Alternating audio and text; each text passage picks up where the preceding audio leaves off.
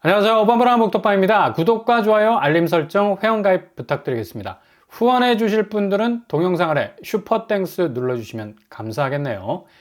가죽 자켓을 입은 남자가 무대 위로 등장을 했습니다. 아주 스무스하게 반도체 회로 기판을 공개. 근데 이 기판은 차세대 AI, 그러니까 이제 세상은 완전히 인공지능의 통제를 받게 된다는 건데, 아니 통제라는 얘기를 하니까 터미네이터 생각이 나는 글루미 썬데이 같은 지구 종말의 시대가 열리는 거 아닌가 라는 생각도 들고, 그런 부작용 막기 위해서 밸런스 조정, AI가 전체 정보 시스템이라는 범주 안에서 인간의 물음에 대한 답을 찾는데, 자가 환상에 빠져서 자칫 인간을 적으로 몰아갈 수 있는 시스템 쪽으로 가지 않고 그냥 정보의 바다에서 서칭할 수 있도록 제한한 그런 시스템으로 AI 체계를 굳혀가도록 한다면 전혀 위험성이 없다는 사실을 항변했던 젠슨 황. 지금 미국 시가총액의 선두에 깃발을 꽂고 있는 엔비디아의 수장이죠.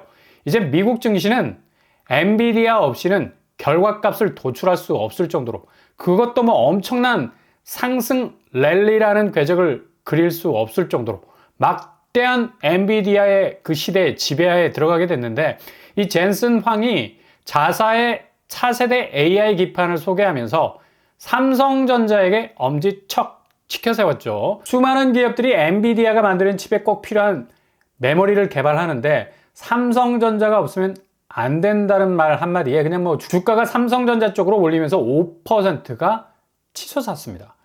오늘은 좀 조금 빠졌네. 그래서 지금 삼성전자 입장에서는 이보다 더 좋은 굿뉴스는 없을 겁니다. 그만큼 엔비디아의 폭주에 살짝 숟가락을 얹을 수 있는 기회가 온 거죠. 게다가 굳이 그렇게 간절히 부탁을 하지 않아도 엔비디아 수장이 그만큼 삼성전자에 대한 러브콜을 했다는 건 이제 이거 반도체 판도가 완전히 달라질 수 있는 분기점이 될 수 있는 거고, 최근 삼성이 반도체 산업 자체가 위기라고 느껴질 만큼 밀리는 느낌을 지울 수가 없었습니다. 미국의 인텔, 그리고 대만의 TSMC 등등 쟁쟁한 경쟁사들이 삼성을 그냥 담그려고 엄청 실히 태클을 걸고 있었고, 삼성 입장에서도 반도체 수출 호재가 작년에 너무 꼬르박는 궤적을 그렸기 때문에 이걸 만회하기 위해선 백방으로 입에서 단내가 날 정도로 뛰어야 했는데, 때마침 엔비디아가 살짝 뛰어주는 분위기. 근데 실상 현실은 만만치가 않습니다. 미국이 세계 유수한 반도체 기업들에 대한 보조금 지급이 시작이 됐는데, 역시 팔은 안으로 굽는다고 인텔에 195억 불 보조금을 지불하기로 결정. 대략 26조 원의 자금이 바이든 정부의 헬리콥터에서 뿌려질 예정입니다. 그냥 가장 치고 나오는 기업이 삼성으로선 인텔이었는데, 이전에는 협력제 관계가 완전히 치열한 경쟁 구도로 바뀐 상태죠. 이렇게 미국 정부가 인텔을 쭉쭉 밀어주고 있습니다. 당연하지. 자국의 기업이 잘 돼야 되는 건데, 이에 비해서 삼성전자는 60억 달러, 8조 원 규모의 지원을 받게 되고, 대만 TSMC는 50억 달러, 6조 원의 지원을 받게 됩니다. 인텔은 이 둘을 합친 금액보다 훨씬 많은 금액의 지원을 받은 건데, 이거 결국 인텔 밀어붙이기식의 자국 산업 반도체 살리기가 노골적으로 시작이 된 거라고 말할 수 있죠.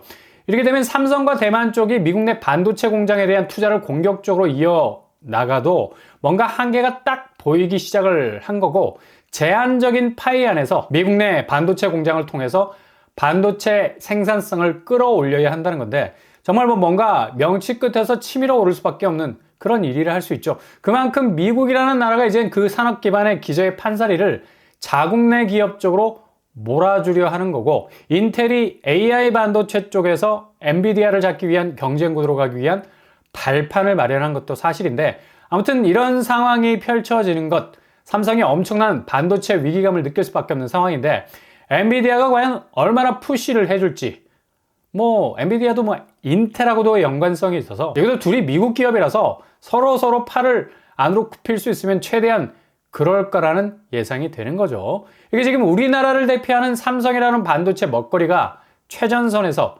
위태위태한 행보를 보이고 있습니다. 지금 우리나라 수출 증가세는 11.2% 정도로 완만한 오름세 보이고 있고요. 근데 이렇게 물건을 많이 떼서 팔면 뭔가 짭짤한 게 들어와야 되는데, 무역 수지는 7억 1,100만 달러 적자 상태로 돌아섰습니다. 관세청에서 3월 달에 밝힌 수출입 현황입니다. 이 지표만 봐도 지금 경제 지표가 그리 만만치 않다라는 사실이죠. 단지 엔비디아와 인텔 사이에서 뭔가 새로운 제3의 길을 모색해야 하는 삼성 반도체의 여러 당면한 현실이 그냥 일단 전혀 우리와 무관하게 보이는 머나먼 그들의 리그처럼 보여도 당장 우리 먹거리에 직접적인 타격을 준다는 사실이죠.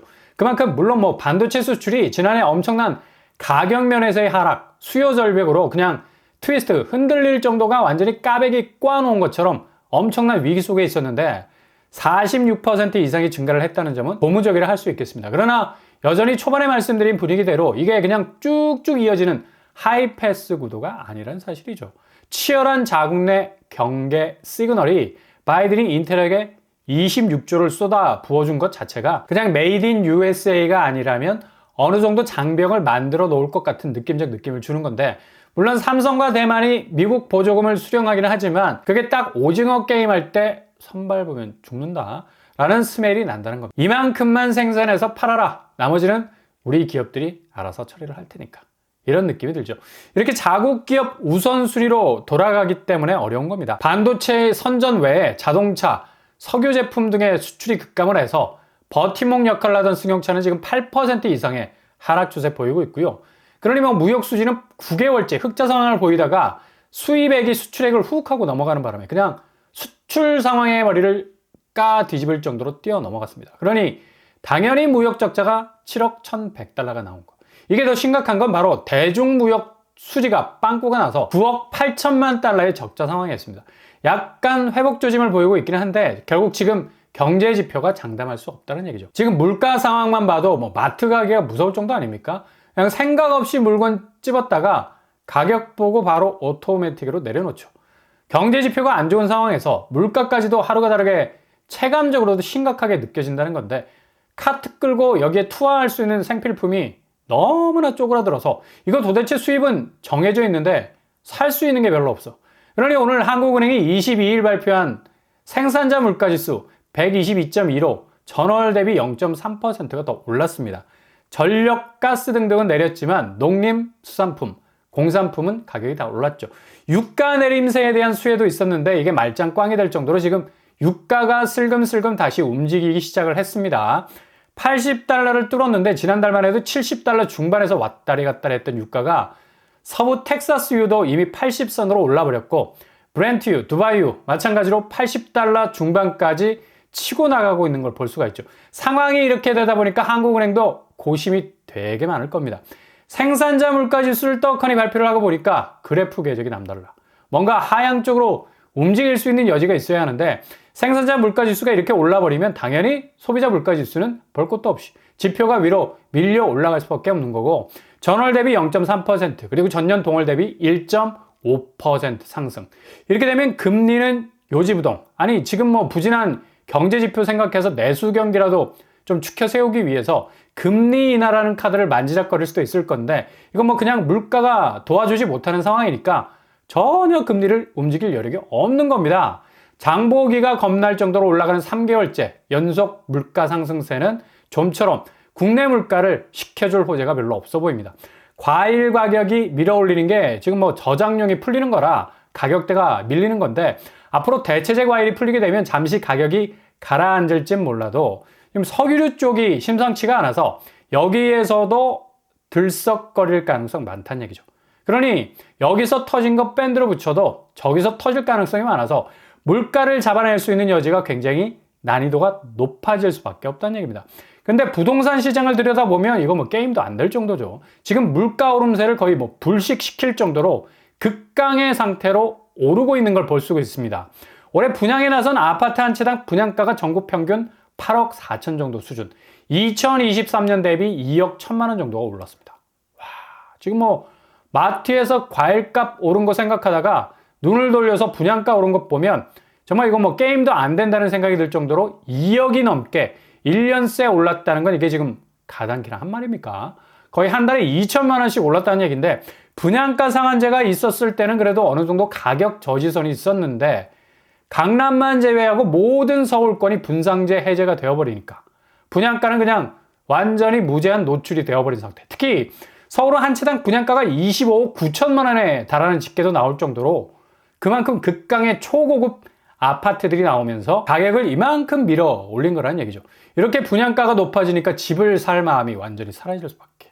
근데 3월부터 다시 쏟아질 것으로 보이는 분양 물량은 전체 30곳. 일반 분양분이 29,000가구. 거의 뭐 3만 가구 되죠. 정말 뜨악할 수밖에 없는 소리가 나올 수밖에 없어요. 이거 지난해 같은 기간보다 2배 정도 증가한 수준.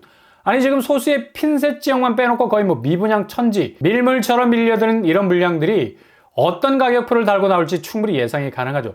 좀 전에 본 것처럼 2억이 올라버린 분양가보다 더 높게 가격 태그를 달고 나올 건데 이게 감당이 될 것 같습니까? 거의 뭐 열의 9은 미분양이 날 건데 무슨 정신으로 이렇게 분양을 찍어내지?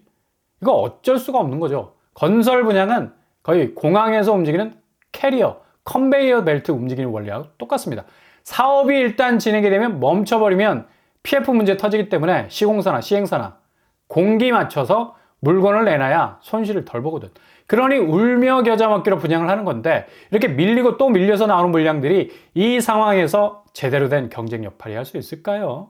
지방 미분양은 그냥 깔려있는 모래성이고 툭 차면 무너질 수 있을 만큼 허약 체질인데 구조 자체가 이미 완판할 수 있는 능력을 상실, 그리고 죄다 중소형 건설사들이 물려있는 거고 3만 가구 정도가 대기 타고 있는데 이 물량들 다 어떻게 소화가 되겠냐고.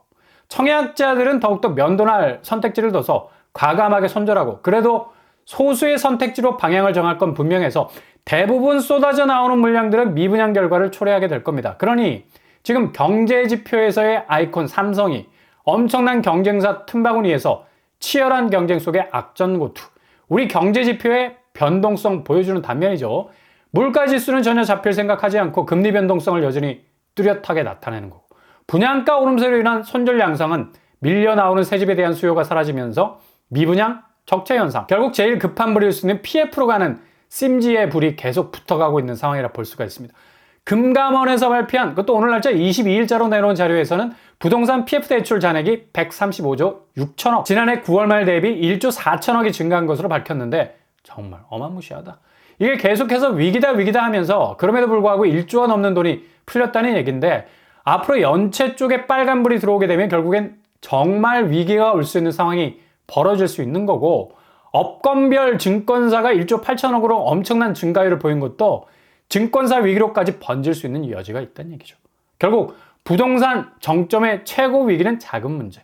PF가 터진다 해서 집값이 날아가진 않겠지만 위화감은 충분히 느낄 수 있다는 얘기죠. 부동산은 심리입니다. 이렇게 뭔가 건설사 자금 문제가 불거지면 돌이킬 수 없는 집값 하락의 심리 마지노선이 무너질 수도 있는 거죠. 결국 지금 8만 3천 건까지 치닫고 있는 서울 매물이 38개월 상간의 최대 정점을 찍고 있는 건 대부분의 매도 물량이 5, 60대 은퇴 세대의 자산이라는 건데, 이 매물들이 한꺼번에 쏟아져 나오게 된다면 거의 뭐 10만 건은 갑작스럽게 쓰나미처럼 터져 나올 수도 있다는 얘기죠. 일단 소득이 끊기게 되는 은퇴 시점에서 뭐 더욱 그렇다는 얘기죠. 실제로 등기정보 광장, 매매 소유권 이전 등기 신청 매도인 구성원은 5, 60대가 가장 많다는 얘기예요. 35만 건을 찍을 정도. 그러니 베이비붐 세대의 본격적인 은퇴가 이런 매물 증가세를 더욱 밀어올릴 수 있는 드라이브 모드가 될 가능성 많아서 앞으로 서울 매물 증가량은 그냥 던질 수 있을 정도의 가격으로도 서로 팔고 나가려는 아우성이 벌어질 수도 있겠네요.